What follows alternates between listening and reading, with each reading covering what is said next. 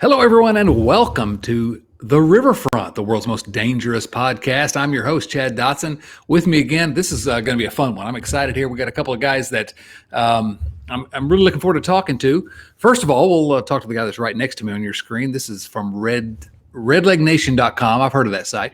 And also redsminorleagues.com. It's Doug Gray. How are you, Doug? I'm doing good, Chad. How are you? Man, I'm living the dream here.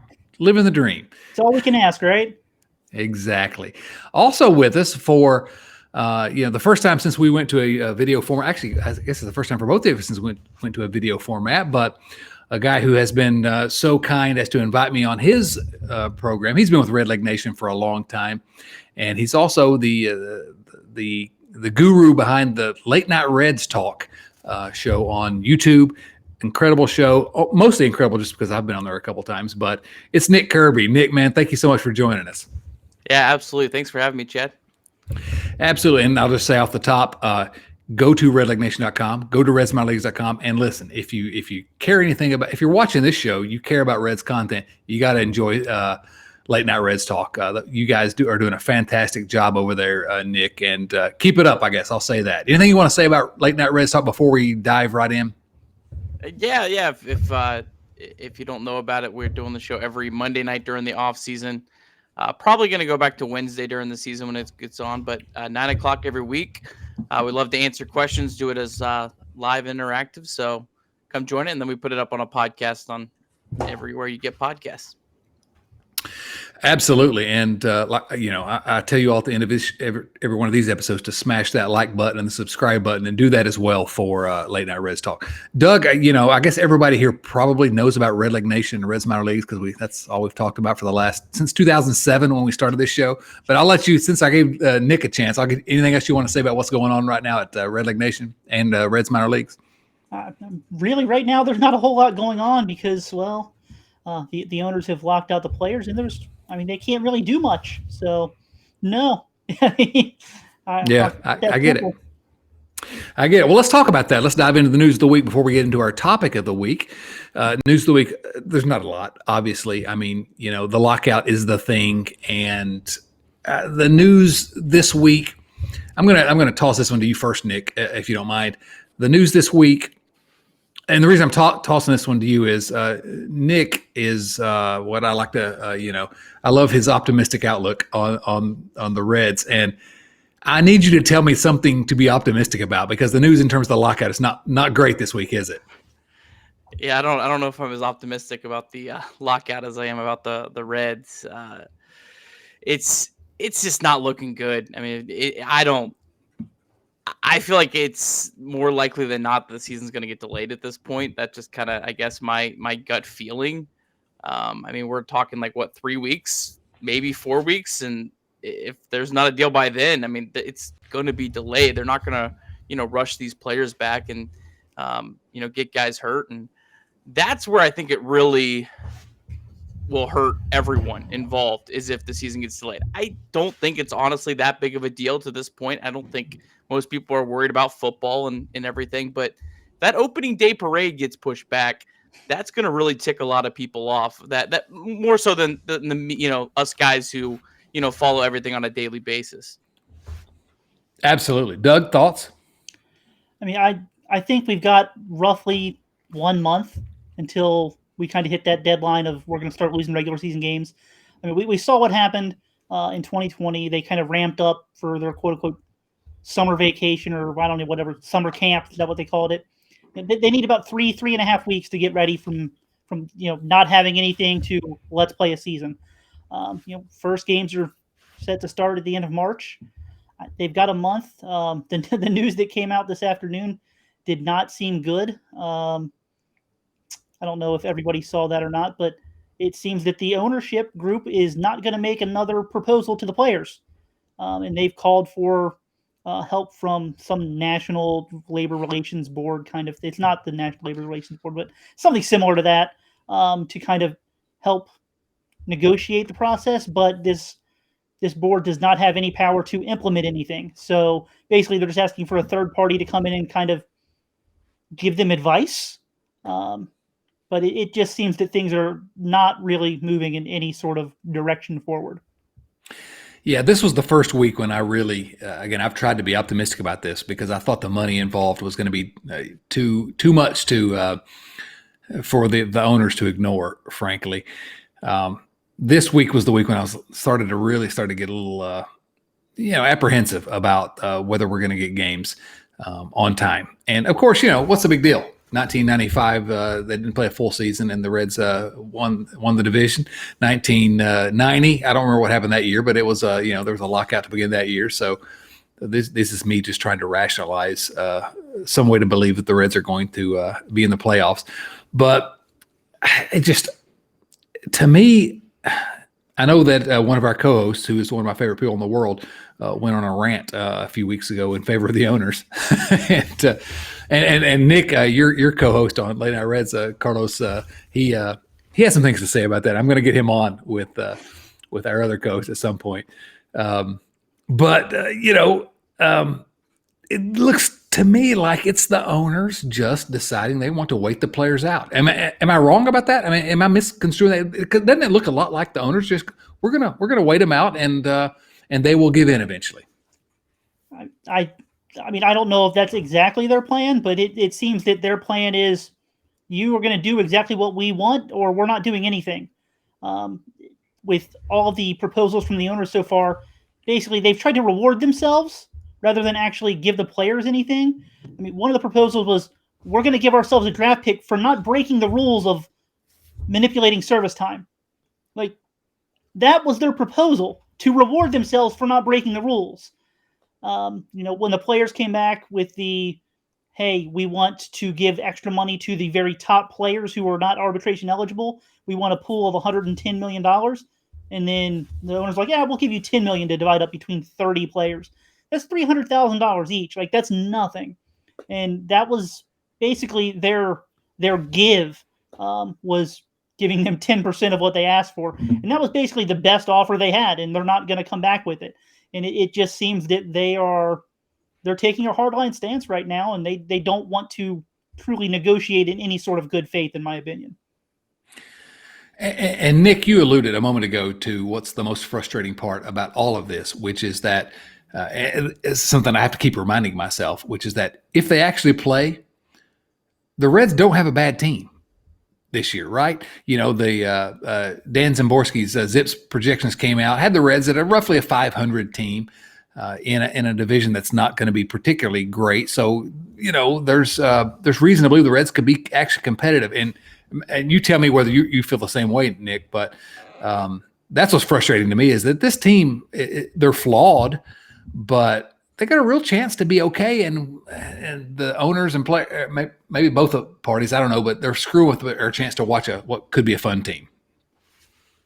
Yeah, I mean, you could, take aside your feelings on what the Reds have done with cutting players and, not spending and all that. The Reds are still going to have a better team than most of the teams we've watched in our lifetime. I mean, that's the fact as it stands right now. Granted, things could change very quickly, in the 2 weeks of free agency trade, time period that they'll have. But yeah, I mean, this is definitely a team that is going to be competitive. The interesting thing is I was kind of looking at the schedule is from everything I've heard, they would just start the schedule wherever they start the season, which makes sense because I don't know why you would make games up, because what leverage would the owners have if they're just going to say, oh, well, we'll let you make the games up that we pushed back. You know what I mean? Like, that wouldn't really make sense. So I hope that they just don't start like a week late, because then the Reds miss a series with, I think, Cubs and Pirates are the first two series. But if they started a little later, the Reds could miss road trips to LA, St. Louis, and Atlanta, I think, or maybe Padres are in there. Like 3 really difficult road trips. So that's another kind of weird factor in this is starting late could really hurt the Reds. It actually could help the Reds depending on when they would start. But I obviously we all just hope the season starts on time and we have a normal baseball season. We haven't had a whole lot of normal baseball seasons recently.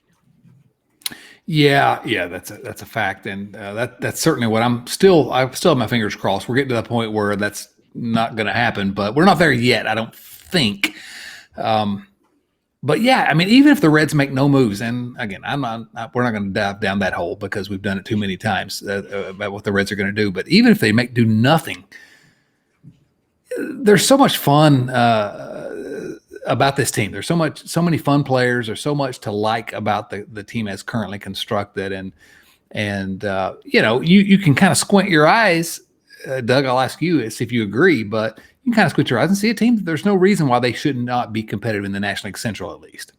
Yeah, I really do think that what happens in center field and what happens at shortstop is going to make or break this team. If Nick Senzel is healthy and performs as he has been expected to, that's going to go a long way. And that's not unreasonable to think, right? That's not. No, I mean, it's really not. The same thing with Jose Barrero. If he can get going at the plate this year, if he performs relatively as expected, I mean, those are two big holes that are filled. And I mean, look around them. You've got Jesse Winker. Now, we don't know who's going to end up playing left or right field depending on what they do with Winker. But you've got Mike Moustakas. You've got Eugenio Suarez. You've got Joey Votto. You've got Tyler Stevenson. You've got Jonathan India. I mean, that's a formidable lineup, right? I'm not crazy. Yeah. And then the pitching rotation is good. I think they're going to miss Wade Miley a little bit, but even with him gone, they've still got a good, solid rotation with potential. The bullpen, it's going to be for the most part what we saw in the second half last year, which was pretty good. I mean, you never know what's going to happen with the bullpen. Injuries happen. That can really change everything. But, it's a solid team. And if a few things go right for them, I mean, I think they're right there. Yeah, it's not like the 90 loss teams where we're like, okay, this has to go right, and that has to go right, and this has to go right. They're not that far off. And, the starting rotation, even without Miley, they're still going to have a little bit of depth with the kids coming up. And, again, you don't have to squint too hard to see a really decent team. Nick, let me ask your opinion on Nick Senzel, because to me, he's kind of like the wild card. If Nick Senzel becomes the Nick Senzel that we expected and that he played like all throughout his minor league career, that completely changes to me the look of this outfield. If he's injured or he doesn't perform like we hope for, then this outfield I have a lot more questions about. What are your thoughts on Senzel, Nick? I mean, if he just stays healthy, the Reds are a completely different team. We don't even need to talk about a giant leap forward. Just him being on the field with his defensive value, his base running. He's shown throughout his career so far that he can at least hit left-handed pitching above average.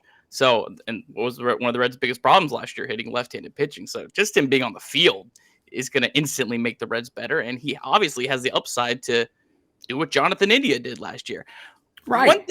One thing that I want to say, and I'm curious if you guys are with me on this or not. If you look at this team, who other than Joey Votto would be like a regression candidate? And I'm not saying Joey Votto is going to regress.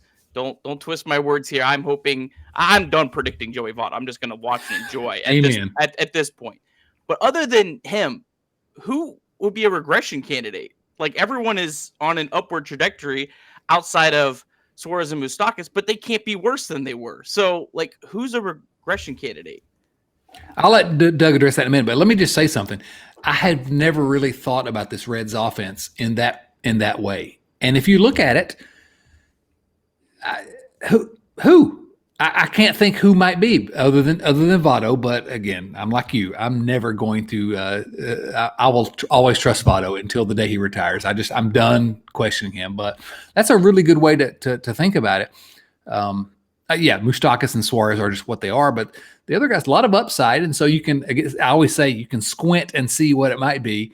You could kind of see this offense being way better than they were. Doug? I mean, I think the biggest thing would be, does Jonathan India have that sophomore slump? I don't think he's going to. I'm not expecting it, but what if he only gets hit by pitches half as often as he did last year?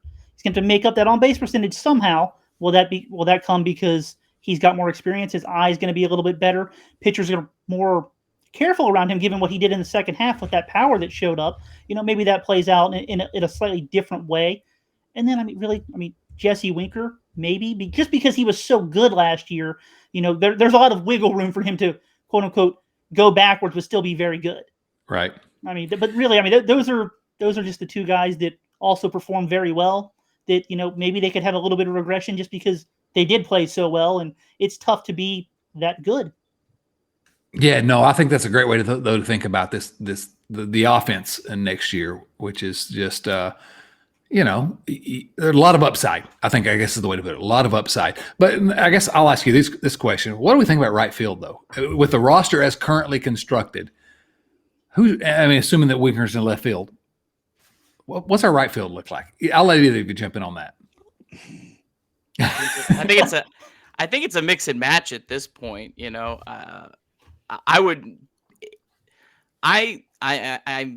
I'm still holding out hope that there's a possibility of Castellanos being extended until I see him sign somewhere else. I'm going to hold out hope. I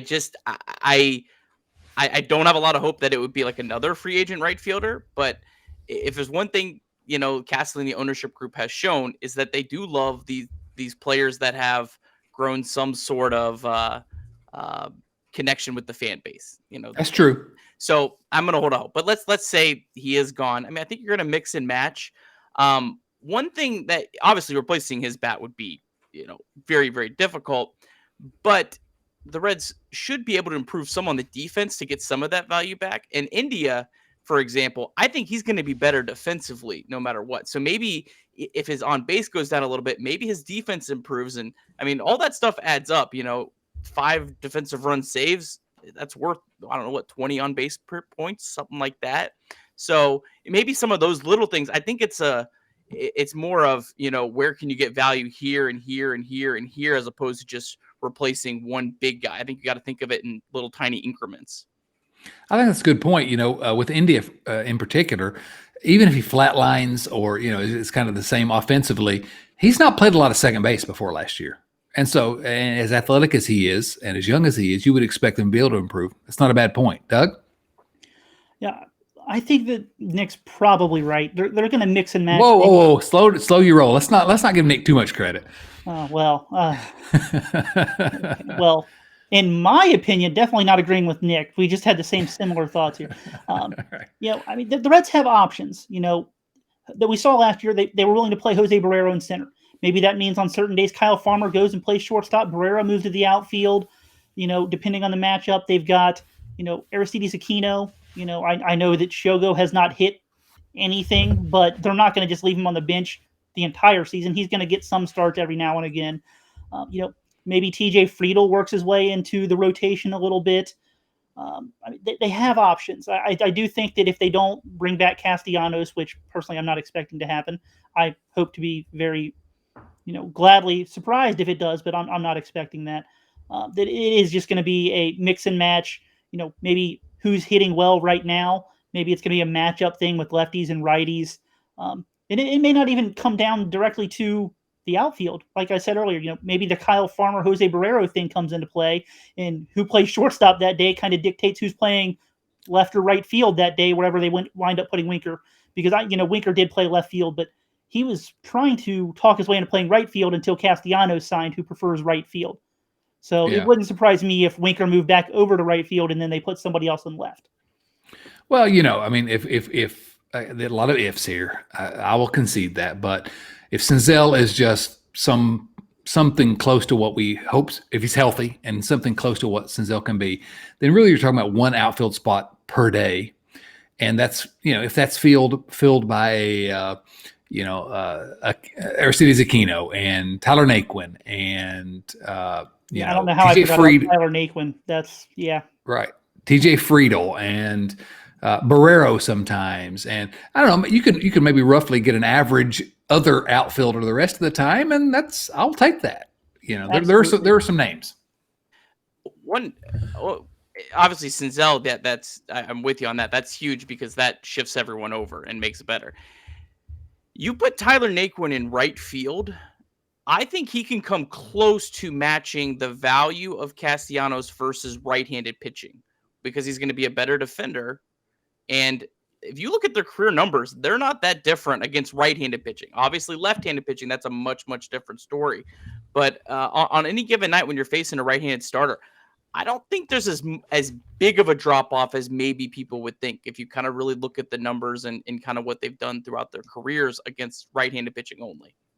Yeah, just versus right-handers. And although the same thing with Naquin that you think about with Senzel, which is that Naquin has had some trouble staying on the field throughout his career as well. You got to kind of toss that into the mix. But you're not wrong. Against right-handers, Naquin has been an above-average contributor, certainly, and probably better. Not that Naquin is a superstar defensively, but probably better than Castellanos.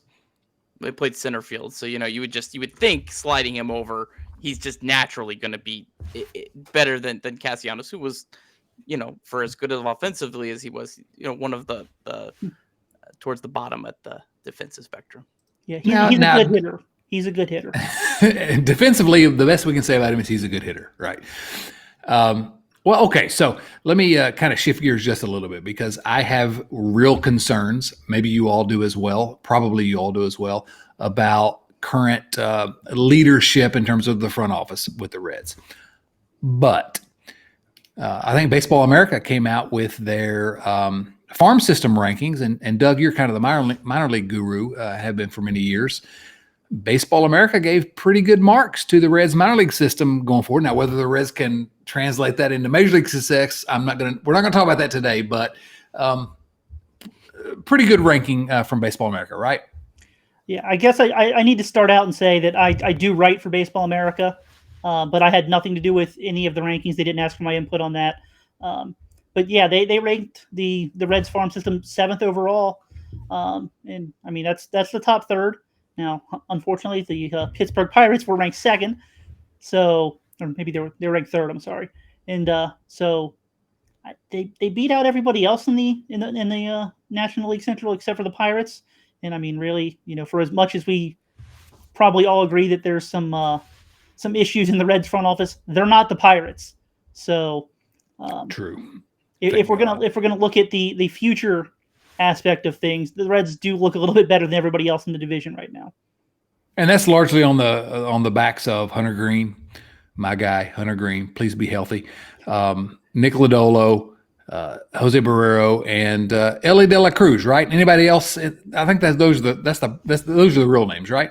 I mean that was the top 4. Yeah. I mean the Reds have a lot of depth behind those guys too. I mean, Graham Ashcraft was the number 9 rated prospect by Baseball America. And I mean, I feel like I could argue that he's a top 100 prospect. I mean, there's a lot of really good guys in the system right now. Yeah, my guy Nate, who was not able to join us tonight, I was hoping he was going to be able to, but Graham Ashcraft is his guy. He's just in love with that guy. Nick, any thoughts about that going forward?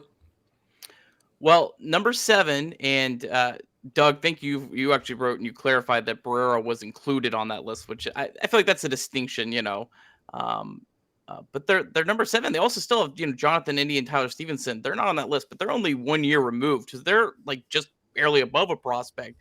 So when you have players that are, still have multiple years of control added in with that, I mean, I think you could really look at a really nice window coming up, and it's just, I guess, navigating to that window and when does that window start and all of that. That's really, I guess, the biggest questions right now. This is why I get so frustrated, because there really is a window with good leadership in the front office and ownership. You have the makings of a team that could be exceptionally competitive going forward. I mean, like, you really have that base where you just have to kind of fill in some holes. And I don't want to get mad at the Reds for things they haven't done or failed to do yet. I see some worrying signs, but if you're wanting to be optimistic, man, there's so many good young players here that you can build around, that if someone wanted to be serious about turning this into a real team, it's not that far away. It really isn't. Unless you all want to argue with me about that, and please do. No, you're right. Wow. Say that. Can you say that again? No, I will not please? Repeat myself. I've never heard you say that before. I don't believe that's true. Nick's always been kind to me, but Doug's never admitted I was right about anything. Okay, before we get to the topic of the week, I think we have to talk about the biggest news in Cincinnati this week. Any comments on the football squad in town? I've been enjoying it. I have. I kind of went on a hiatus after the Steelers loss a couple years ago in the playoffs. That was just the last straw for me. I couldn't do it anymore. Joe Burrow brought me back last year. It was fun this year. It was really fun for the first time in Cincinnati sports, and I mean professional sports at least, in quite a while for me. So yeah, it's been fun, Chad. It's been fun. Yeah, we have a viewer mail question that'll relate this to the Reds in a little while, but I'd given up on the NFL literally like 10 years ago. I don't know, I wasn't enjoying it, and so I just kind of gave up and got into soccer a little bit, but Joe Burrow last year kind of got me back into it a little bit, and was rewarded with that this year, and I don't know, fingers crossed, hope they win in a couple weeks. Nick, if you have anything to say, jump in. If not, we'll go to the topic of the week. Yeah, I won't act like I'm the biggest football fan in the world. It's harder to follow an NFL team in Cleveland. You know, once I kind of moved, I kind of really kind of follow. But it was so cool seeing the city and I watched every single video I could see. I mean, and I don't have this big emotional attachment to the Bengals, but just seeing everyone so excited in the city I grew up in, that was really cool. And hey, one day it's going to happen for the Reds. I know we'll have dark days, but it's going to happen. Look, if it can happen to the Bengals, the Cincinnati Bengals, True. It's going to happen to the Reds at some point. I fully believe that. And when it does, I mean, I was almost crying watching these Bengals videos. Like, I will be sobbing, just hope someone gets that on video and can make fun of me for it. I'll tell you this, when the Reds finally win in the National League Championship Series to advance to the World Series, we're going to all be together, and I don't know how it's going to happen. We're going to be together and high-fiving, and it's going to be fun. It's going to happen at some point before I die. Okay, so this week's topic of the week. Again, if you clicked on this link, you already know what the topic of the week is because it's probably in the title. And the topic of the week is the top 5 Reds catchers of all time. Last week we did the top 5 starting pitchers. Bucky Walters was the consensus pick as the best starting pitcher in Reds history. Either of you have an objection to that? No? Bucky Walters? Nobody wants to vote for Luis Alberto Bonilla? I mean, come on, guys. I figured you would. I did not, surprisingly. Catcher's not the most exciting position. We'll kind of run through this pretty quickly, but we have our top 5, and I think we all agree with many of these. But let's dive into this before we get to first base next week, and probably make some old time Reds fans mad when we pick our top first baseman of all time. So catchers. Our number 5, we all had different number 5s in terms of our top 5 list of the best Reds catchers of all time. I'll go to you first, Nick. Who's your number 5 in your top 5 Reds catchers of all time? This was really tough. I mean, I feel like the first 4 was pretty obvious. You could flip a couple, but it was pretty obvious. You couldn't go one or the other. But this was tough. Definitely could make a case for Ryan Hannigan just on the wins above replacement alone. He's certainly absolutely deserving. I went with Eddie Taubensee. His wins above replacement numbers are really rough. But of like the catchers that had more than 2,000 plate appearances, he was the only other one that was an above average hitter. And just if you're going to be in the top 5, I want at least you to be an average hitter. So I went with Taubensee. I think the WAR probably is a little messed up on him. I don't think it calculates right. And they weren't, doing good defensive metrics and all that back then. But yeah, I went with Taubensee at 5. Yeah, Eddie Taubensee, if you don't remember him, man, mid to late 90s, that guy was legit. And I can't argue with that choice at all. And I considered him for my number 5 spot. If you don't know, you need to learn about Eddie Taubensee. Doug, you're go ahead. Over an 800 career OPS with the Reds. I mean, that's for a catcher. That's really good. Absolutely. Great left-handed bat. Doug, who was your number 5? I went with Ryan Hannigan. The number 1 job of a catcher is to be good defensively. And he was really stinking good. And he wasn't Eddie Taubensee at the plate, but he was a good hitter for a catcher. You put those two together, and especially with, you really could pick any of probably 10 to 15 guys for that number 5 spot. He's the guy that I remember. He stood out the most to me, so I went with him, and I'm okay with that pick. I love the fact that Hannigan is in this group of guys we're talking about that are in competition for this number 5 spot. Because the top 4 are, and we'll get into those, but Hannigan was not drafted. You know, he was an undrafted free agent, and nothing was ever given to him. He had to work the whole time, and he legitimately had a productive big league career, and certainly one of my favorite Reds of all time, frankly. But you're wrong, but that's not a bad pick for number 5. My number 5, I struggled. I had 3 different guys. The first guy I thought about was, we got to give it to Kyle Farmer, right? No, we don't. Nick, any comments about? He caught a couple magical starts of Alex Wood, right? I mean, the Alex Wood era. Alex Wood was a Red. Red. We've forgotten. Right. The guy I almost gave it to was Devin Mesoraco. And Mesoraco, a really short career. Mesoraco, he committed to play collegiate baseball at the University of Virginia, and then came to the Reds. So I'm okay with that. And just injuries.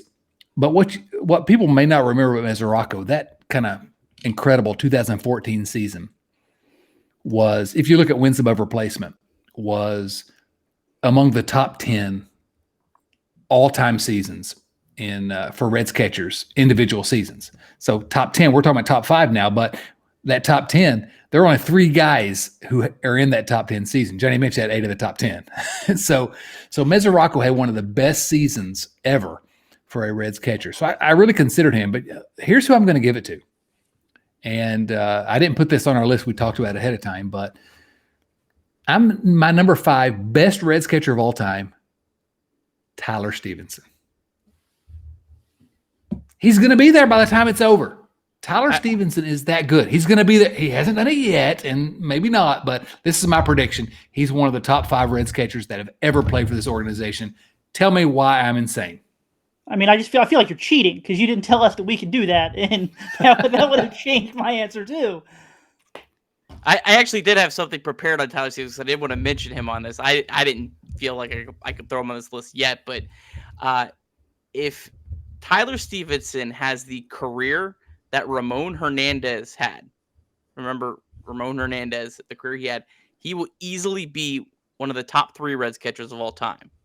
If he has the career that Jonathan Lucroy had, he would be the 2nd best Reds catcher of all time. That's like the bar for him. I don't think he's going to catch bench. If he catches bench, then we're probably having multiple World Series titles on our hands. I don't think anyone's ever going to catch bench. But yeah, I mean, I definitely... I think he'll definitely at minimum get that 5th spot. Yeah, no, I mean, that's my thought. Tyler Stevenson, I said it last year when Jonathan, and I love Jonathan India, but he was doing so well. I said it a couple times. Tyler Stevenson is going to have more All-Star appearances going forward than any player on that roster last year. I think. I think he's going to end up again. It's going to be health, and there's a lot of variables, but that guy is going to be one of the best catchers in baseball. And if the Reds can hang on to him, there's no reason he's not on this list when we talk about it again in 10 years. As long as Molina doesn't play another 10 years, I mean, he could have like a 450 OPS and be the National League starting catcher. So. Oh my gosh. Why would you put that out into the world? It's true. I mean, doesn't mean I want to hear it. Yeah. And Nick, we don't really talk about neck tat on this podcast. So I'm a little upset with you right now. This may be your last appearance on the show. I'm sorry. Just mute me for about 5 minutes. Right. Okay. So let's go to number 4. I'll talk about my number 4 first, because it's also Doug Gray's number 4. And Nick had him actually at number 3, and it's Bubbles Hargrave. And a lot of you, Hargrave, many of you guys have not heard of Bubbles Hargrave, which frankly is an incredible name. Bubbles, he played for the Reds from 1921 to 1928 and was really good. He won the National League batting title when he hit 353 in 1926. He's when it comes to all-time wins above replacement for Reds catchers, he's number 4 on the list. And he's a guy that most of you all, I'm guessing, have never heard of, Bubbles Hargrave. Born July 15th, 1892 in New Haven, Indiana. But that dude could play, and I don't know. Bubbles Hargrave. Either of you want to talk about Bubbles? I mean, he should be number one on the nickname catcher list, right? He's way up there. It's a good name. Yeah, I had him 3 because he actually has a higher OPS than Bench and Lombardi. So just I guess just look at the offensive numbers. I tend to give a little bit of a bump. I didn't do a deep dive comparing him and your guys' number 3 on the defensive spectrum, from back then. I didn't. I mean, could you even do it? I mean, realistically, like he played in the 20s. What we knew, yeah. Like, I don't know, maybe find something on Ken Burns or something. I don't know. But yeah, I mean, higher OPS than Bench. So isn't that something? Yeah, good old Bubbles. If anyone's ever seen the television show The Wire, Bubbles on The Wire used to be my favorite Bubbles, but I'm starting to think it's Bubbles Hargrave now. Absolutely. Good old Bubs. I don't know. I'm trying to struggle to find things to say about Bubbles Hargrave, who no one's listened to us have ever heard. Okay, so number 3 on our lists, you had Bubbles Hargrave, Nick. So let me go ahead. Actually, I'll ask you to talk about your number 4, who ended up being number 3 on Doug and I's list for top 5 Reds catchers. If you want to go ahead and talk about your number 4. Yeah, Ed Bailey at number 4. It reminds me of George Bailey, my favorite all-time TV or movie character. There you go. Yeah, I mean, yeah, I don't have a whole lot more on Mr. Yeah. Bailey. What are you gonna say? Had a great career for the Reds. He did. He had a fantastic career. Made I think he made 6 All-Star teams total. And I think 5 of those were with the Reds. And the thing about Ed Bailey, if I remember this correctly, 1953 to 1961, he was a Red and just fantastic Reds catcher. But I think he was traded away. Maybe I hope I'm not remembering this incorrectly, but traded away in the middle of that 1961 season where the Reds made the World Series ultimately. So they didn't get to play with him. But there are still some guys who saw Ed Bailey play. Not me. I'm old, but I'm not that old. But Ed Bailey, number 3 on Doug and I's list, number 4 on Nick's. Doug, anything to say about Ed Bailey? He's on one of my favorite baseball cards. I don't remember what year. I want to say it's a 58 tops, but he's on there.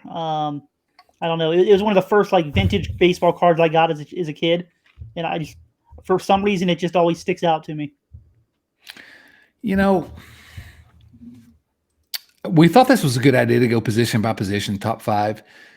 Catcher is not the most scintillating discussion. I will concede that right now. We all had the same number 2 in terms of the best Reds catcher of all time, but top 5 Reds catchers, and it's Ernie Lombardi. Ernie Lombardi, of course, Hall of Famer, won an MVP award. Let's see, that was in 1938. I don't remember the 1938 season, but won the batting title a couple times, All-Star 8 times, big nose.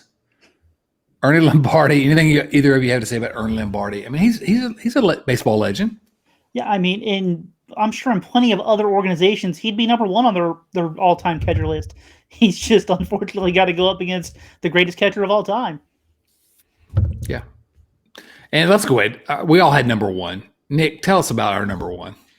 Number 1 is Mr. Johnny Bench. Had a pretty decent career for the Reds. Just the amount of games he caught. Like, you're never going to see that again. And that in itself is just ridiculous. Like, when you look at today's game, that he was able to just stay healthy for that long and catch that many games. Yet alone, career, 125 weighted runs created plus with 8,000 plate appearances, most of those behind the plate. It's just ridiculous. Yeah, I'm not sure we really need to spend too much time extolling the virtues of John Lee Bench. I mean, when you look at career wins above replacement, he had 3 times as many wins above replacement than any catcher in Reds history, career wins above replacement for the Reds. Individual seasons, wins above replacement, he had 8 of the top 10 And of the top 16, I think he had 13 of the top 16 individual seasons for wins above replacement for a Reds catcher. Johnny Bench was good. Yeah. Is that the hottest take I've ever had here? Maybe. Well, do you guys have him as the greatest overall player in Reds history? I mean, I do. I mean, I think so. Just because, and I think that there's a few arguments you can make, but I think just the fact that he's the best catcher of all time, he's the best player at his position, that sways things for me. I don't have him as the best Reds player of all time. I have two players ahead of him. Number one is Joe Morgan.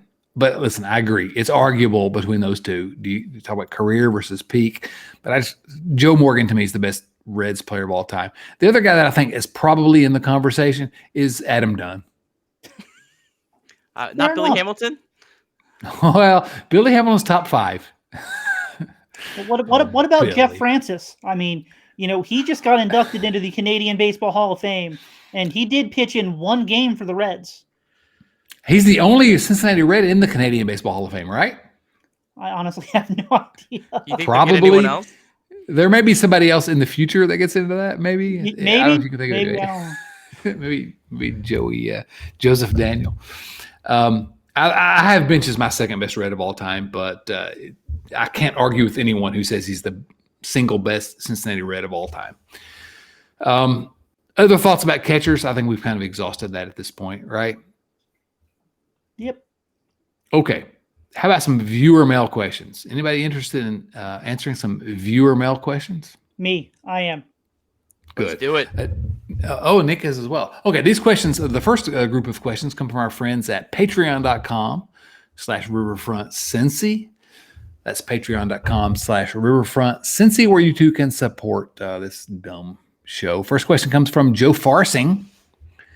Joe's question: who are the Reds' bottom 5 catchers, and why are they all Dan Billardello? That's really not nice. Who are the worst Reds? I'll let you all jump in. Who are the worst Reds catchers you've ever seen? If you want to say that publicly. I'm not throwing anybody under the bus. You made it to the big leagues. You're a good catcher. Paul Baca was pretty bad. I'll say that. Paul Baca. I mean, 60 weighted runs created plus. There's a guy that has a 10 weighted runs created plus. Raleigh Hemsley. I remember him. Played for the Reds. I don't even know. He actually only played like a half of a season, so he doesn't even have a full season. But he was in the 20s through 40s. So. You guys are a little younger than me, but I remember a string of pretty bad Reds catchers. Billardello, Alex Trevino, Dave Van Gorder. It was a pretty rough go for me when I first became a Reds fan, post Bench. So, Joe Farsing, why are you trying to,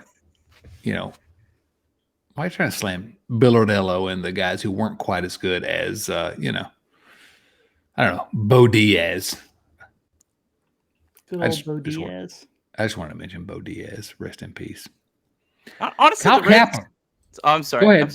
No. Honestly, like if you look at the Reds over the last 30 years, they don't really have that many like terrible catchers like hitting wise. You have some teams that have guys that were just awful. The Reds don't have that many guys that were like at the bottom of the barrel. So, yeah, good for them.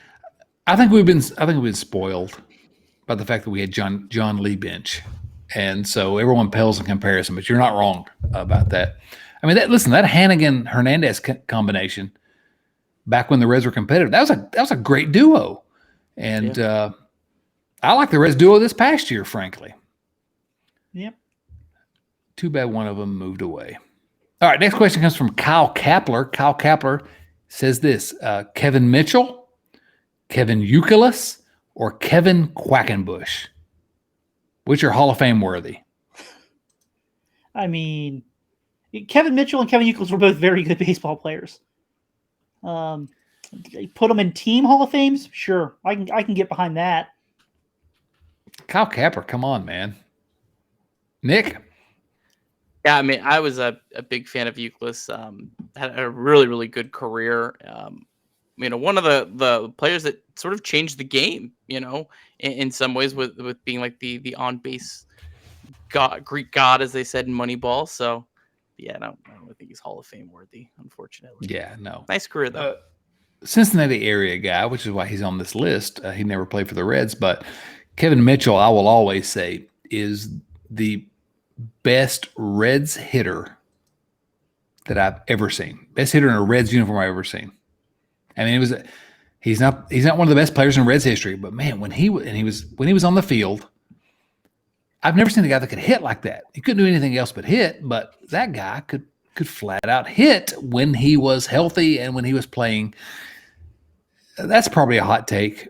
Best Reds hitter of all time. But I mean, it is a hot take because you said he could only hit, and I saw him catch a ball with his bare hand. So don't talk to me about he can only hit. Yeah, it's true. It's true. I'm surprised you saw that at your tender age, you kids. All right, next question comes from Branch Brown. Branch's question: should Tyler Stevenson bring back the sweet Joe Oliver mullet to the Reds backstop? Joe Oliver, friend of the podcast, but I'm going to let you all handle that one because there's only one correct answer. Go ahead, Nick. I support it, man. Good. It's good for his brand. He will have fans that aren't even fans of the Reds just because of the mullet. So do it for the brand, Tyler. Look, Doug? Tyler he just got married this offseason. Please do not do that to his poor wife. Just not yet. He already got the pictures. He already got the wedding pictures. They're out of the way. They're paid for. Oh, goodness. And some great Jonathan India videos as well from that wedding. But the answer is yes. He should absolutely. Tyler Stevenson needs to grow a mullet. What are we waiting for here? Sorry, Tyler. You lost. I tried to help you, but 2-1, they overruled me. You got to do it. Now, here's what I'm going to say. If Tyler Stevenson grows a mullet, I will grow a mullet. I won't. Not happening. What? Viewership will go up. No, I'm not sure about that, but Jerry Saduff. Okay, this is a good question that I've heard a lot in the last couple weeks. What pressure does a Bengals AFC title and appearance in the Super Bowl put on Bob Castellini to produce a winner? Will he take any steps in that direction? I'll toss that to you first, Nick. Is there any pressure on Bob Castellini now that the Bengals are a almost championship level team? I don't really think so. I don't think there's much. I mean, I think, however, Reds could go sign Nick Castellanos and everything's forgiven by the time opening day rolls around. Like, they could just sign that one player and everyone completely forget about everything else. I think most fans would, at least. So I don't know. I mean, NFL and baseball is just so different. It's you could say whatever you want about the Reds, but it's so different. And I mean, I think maybe there's pressure to be competitive to win a title. I don't think it changes that personally. Doug, you're a longtime Bengals Reds fan. What are your thoughts? I mean, I think that what Nick said is pretty much where I'm at. When you get in the NFL, especially in today's NFL, it's a quarterback-driven league. You have one of the best quarterbacks. It's really tough to not be good. In baseball, you have to build a whole team. You can have Mike Trout for 10 years, and basically you've got nothing to show for it. You have to build a full team, and that takes a lot more than it does in the NFL. We discussed earlier that we all kind of feel that the Reds they're good, but they need to make some changes to get to that next level. But I don't think that Castellini or the Reds front office are going to feel that pressure to really kind of quote unquote go all in to, at least on paper, look like they could be a team that could go play in the World Series right now, which is kind of what you have to do to quote unquote compete with the Bengals because they're in the Super Bowl. I think that it's a different thing. And like Nick said, if they're competitive, I think that that's good enough for where they're at right now. Yeah, I mean, I think I agree. And for, I don't know, maybe a little bit different reason or slightly different. I don't think it has any impact whatsoever on the thinking of the Castellinis right now. I don't know. It just is what it is. I think Nick's right. If they go and sign Castellanos, then Reds fans are probably going to be all in to the extent that the Castellinis want them to be. But the question specifically asked about Bob Castellini. I don't think Bob Castellini cares at this point. And I think that Phil Castellini is kind of in charge, and it's all about the dollar bills, y'all, or however they say it. That's how they say it. Yeah, one other quick point on that is, just on how different, baseball and the NFL is. I was looking back at 2012, the team that won 97 games. They had games in September in Cincinnati where there was less than 20,000 fans in the stands. So it's so different. You know what I mean? Like the Reds being as good as they possibly can be in the regular season isn't going to draw fans into September every night, so. Yeah, well, they're not going to draw me, I'll tell you that. But that's a different conversation. Next question comes from our buddy Carl J. Mitz. Carl says, who's our backup catcher this year if Kyle Farmer isn't going to be considered as such? Is it Chris Oakey? Also curious, who would crack that top 5 catcher list if you took Johnny Bench out of the equation? Well, I think we've given some names about who would be in the top 5 list without Johnny Bench, but that question about the backup catcher, I'll let you all discuss it. I discussed it a little bit last week, but there's no great answer for it. But I wish I had a better answer because the backup, quote unquote, backup catcher is going to play 40% of the games, I think, right? I mean, Oakey is in that mix, I guess, but does it matter? I'm not going to go absolutely crazy, but maybe a little bit crazy. If Chris Oakey's in the mix and actually gets playing time at the big league level this year, other than an emergency call-up, I will eat a Reds hat. I will eat it on this podcast, Chad. No. Can I be one of those 1919 or whatever Reds caps that Coop always wants? Can we do that? Can you eat one of those? I will eat one of those just to spite Coop.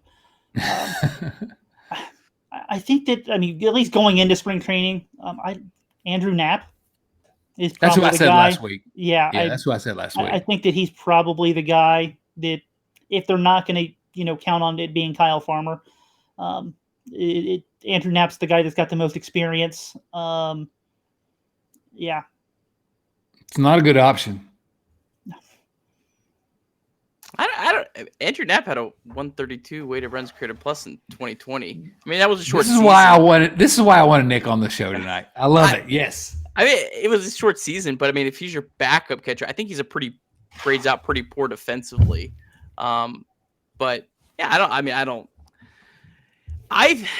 in some regards, and I might get crushed for this, and that's okay. I'm used to it. In some regards, I think it's good that Tucker Barnhart is not a Red for Tyler Stevenson's development. Oh, and I say that. Okay. I say that that's not wrong. because we had Devin Mesoraco on our show, and he talked about that 2014 season. The Reds traded Ryan Hannigan, and he swore that was what helped him. It gave him the confidence to take that next level. So in some regards, it would be hard to play Tyler Stevenson as much as he should play in 2022 if you have Tucker Barnhart. It would. Now, and I guess you could play him other positions, but is that going to hurt his long-term catching development? So, in some regards, there is some positive to that. And I think Knapp can be, a decent backup catcher. I don't, do most people know most teams' backup catchers that are in the playoffs? Like, does it, unless Stevenson gets injured, I don't think it's that big of a deal. I mean, I'm all for everyone kind of piling on Nick and slamming him for this. I don't want to discourage anyone from doing that, but that's an interesting thought because my best case scenario was this year the Reds keep Barnhart and they kind of flip the roles a little bit. Let Tyler Stevenson be the primary guy, Tucker Barnhart become the backup, and I think, frankly, Tucker Barnhart could be a good backup for the next 5-7 years. I really believe that. 5 years, we'll say. So, but that's an interesting thought. And I can't say that's incorrect. Does Tucker Barnhart, is he fine with that role? Does Tucker Barnhart starting caliber catcher? I mean, these guys they work hard, that kind of stuff. There is other factors into, Tucker Barnhart than I think than just kind of meets the surface. Sure, if he would just be like, yeah, so I'm going to, play 40 games and start and be completely happy and on the bench. But I wouldn't if I was Tucker Barnhart. Would you? I would, yes, because I just want to disagree with you. All right. Speaking of disagree with you, I'm sorry, but Doug, I'm going to have to toss this one to Nick first because the next question is really not very nice. James Urban says, "No, I don't really have a question this week, but since Nick Kirby is joining, I must bring up hashtag Kirby hates Farmer. Ask him about how much he hates Kyle Farmer, if you wish." Is that true, Nick? Did you hate Kyle Farmer? How did that become a rumor? As the great John Rothstein says, it spreads. It is everywhere. I have never gotten more hate about a player on both sides of the spectrum than Kyle Farmer. Early in the year, I kind of poo-pooed on him, and people hated me for that when we did well. And at the end of the year, I said, I didn't have a problem with him starting over Barrero, and I got pooped on for that. So I don't know. I mean, I love Kyle Farmer, but yeah, people did not like my takes on Kyle. Doug, what do you think about the fact that Nick evidently, that's what I hear, he hates Kyle Farmer? I believe it to be 100% true. That's my story, and I'm sticking to it. Next question comes from our friend Rich Thompson. Rich asks, in your memories as Reds fans, what's the most memorable defensive play by any Reds player? Do either of you have like a most memorable defensive play? I'll let either of you jump in. I've got 3. Can I give 3? Sure, why not? All right. So who will ever forget kicking the ball from the outfield? Who will ever forget butt tag? BP. And then Ryan Friel being Superman. That diving catch where I feel like he glided through the air for like 20 feet on that catch. There were a lot from Billy Hamilton that also stick out, but those 3 are at the very top for me. Nick? I've got one. It's definitely in no way the best defensive play, but most memorable. Civil Rights Game 2010. Reds are playing the Cardinals. I think the Reds are up a run in the 9th. Someone hits a ball into up against the wall. Heisey plays it perfectly off the wall, throws it in. Orlando Cabrera, perfect relay to the plate. I think Hernandez makes a tag, and the Reds win on a walk-off tag at the plate.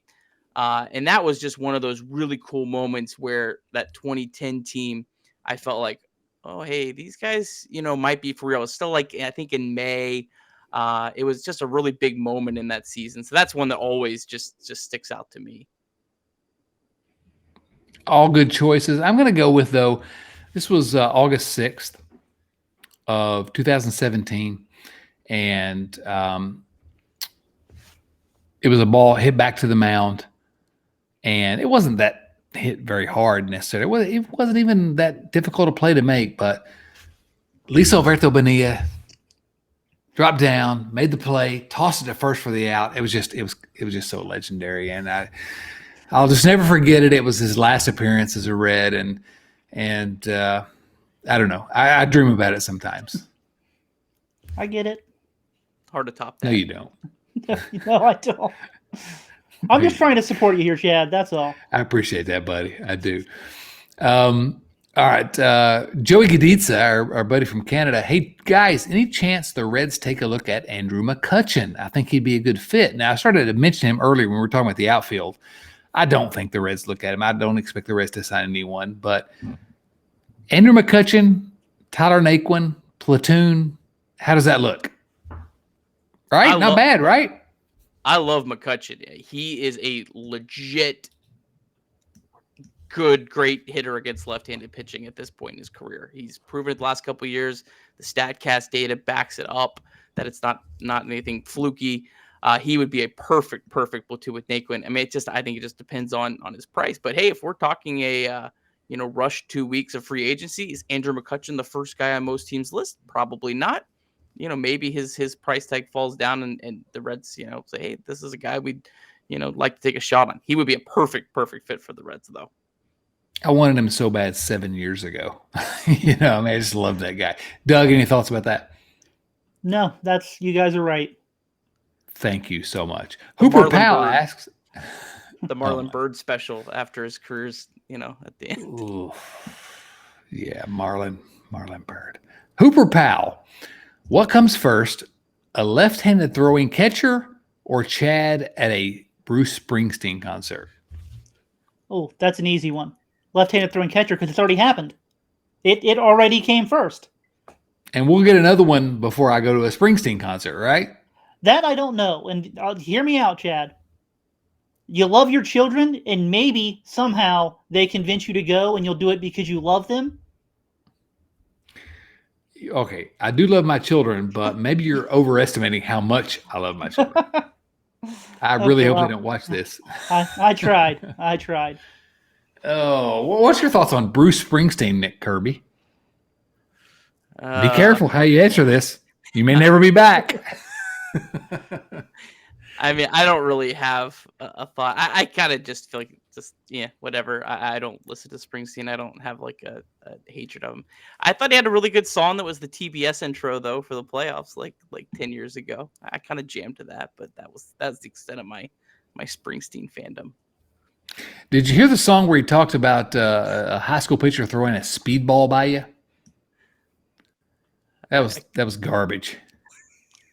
That was just complete garbage. I have no idea what you're talking about, which tells you all you need to know about how I feel about Springsteen. There you go. Okay, so let's rapid fire, if we could, some questions from our fans on. I don't want to call them fans. That's saying it too much. They tolerate us on the Twitters. If the roster currently, this comes from our buddy at Burke_Franklin on the Twitters. If the roster currently stays as it is with no major trades, where would you predict the Reds finish in the Central? Rapid fire. What do you think? First, Doug. Third. Nick. Third wild card. Ooh, I was going to say third wild card conversation. I'm not sure I'm willing to go there just yet, but yeah, I think that's reasonable. Seth Shaner at Shanerbaum on Twitter. It would stink either way, but I can't help but think that the timing of this lockout, less than 2 years after the shortened 2020 season, should have these folks acting with more urgency to get a deal done.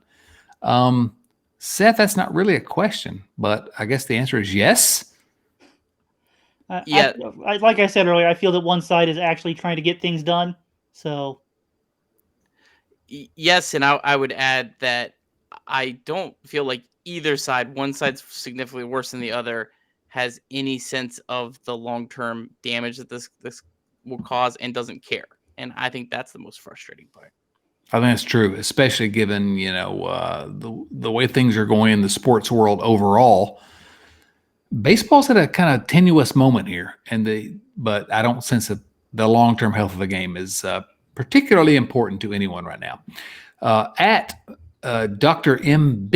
Mike Bittenbender, we've already really answered this, but I'll go ahead and say the question. Will Bob Castellini feel more pressure to spend money to win now that his neighbor on the banks is playing championship caliber football? I don't think we think so. Nate at Jaja Brotherhood, that's a good name. Will Chris Collinsworth be able to contain himself while calling the Super Bowl? I hope not. That'd be entertaining. That would be entertaining. Chris Collinsworth, I don't know. At Jesse Spriggs, do you think the Reds have taken notice of what's going on down the road with the Bengals? If so, will it cause them to put more effort into improving the on-field product? Again, we've answered that one. That's what everyone wants to know. I don't know if either of you have anything else to say about that. I mean, I feel that lately the Reds have been more focused on their promotions and work off the field than stuff that's been going on the field, and I just expect that to continue. Absolutely. Oh, so our last question comes from Nick Howard, at Nick Howard. This is not the Cincinnati Reds minor league pitcher, Nick Howard. Nick Howard, who knows that I have a kind of affinity for Dave Matthews. Well, Dave Matthews too, but Dave Letterman, the world's most dangerous podcast, etc. He asks, when will there be a live studio audience, and could I win one of these babies when you have one. Let's see if I can show that. It's a big ass ham. That's a David Letterman. If you're not watching on YouTube, you're just missing out. It's a David Letterman. We are going to have a live studio audience sooner rather than later. And I guess I need to ask, will each of you commit tonight to appearing on our live episode when we do that? Probably somewhere in the Cincinnati area. If it's in the Cincinnati area and I happen to not be on the road traveling for baseball, sure. Okay, Doug refuses to commit fully. Nick? I would do everything within my power, but I am 5 hours from Cincinnati, and I got 2. So Nick has refused to commit as well. So it's been fun. It's been fun being on the show, guys. I'm sure I'm never coming back again. I'm pretty upset. So you're not going to win a honey baked ham from me, either of you. Nick, before we end up here, final thoughts about the Reds or where we're going? Wait and see mode. I mean, I hope the season gets started. I mean, I think there's plenty of reasons to be, positive about the team, even if you don't like everything that's gone along. So go Reds. And thanks for having me, Chad. And one last note, all complaints should always be directed to Chad Dodson, because Chad is the person that got me off of a blog that had like 3 viewers and I was just screaming into the void all the time. So he's the one who put me on the digital pages of redleaguenation.com. So all complaints to Chad. I remember that, and glad I did it. So thank you so much for being here tonight, Nick. Doug? I'm just going to echo what Nick said. I think that we're all in wait and see mode, but hopefully we don't have to wait too long and we get to see. I think the team is good, not great, but I don't think there's much way they're going to be bad. And given what we've all been through the last, most of our lifetimes, I'll take that for now. Yeah, I'm with you. Let me just tell all of you, obviously I say every week, go to Red League Nation. Talking about the Reds since 2005 at Red League Nation. Go there every day. Great conversation going on. And I do want to encourage all of you that certainly the ones that watch the show on YouTube, go to Late Night Reds Talk, find that on YouTube. Smash that subscribe button. Make sure you smash the subscribe button for us first. But then go on over to Late Night Reds Talk. Really subscribe. It's the fantastic. It's great every week. And so I can't say enough about Red League Nation, Reds Minor Leagues, and Late Night Reds Talk. And I encourage everyone to jump on board. There's enough room for all of us here. So I guess I'll say for Nick Kirby and Doug Gray, and you know what? And for Bubbles Hargrave, the legend. This is Chad Dodson saying, so long, everyone.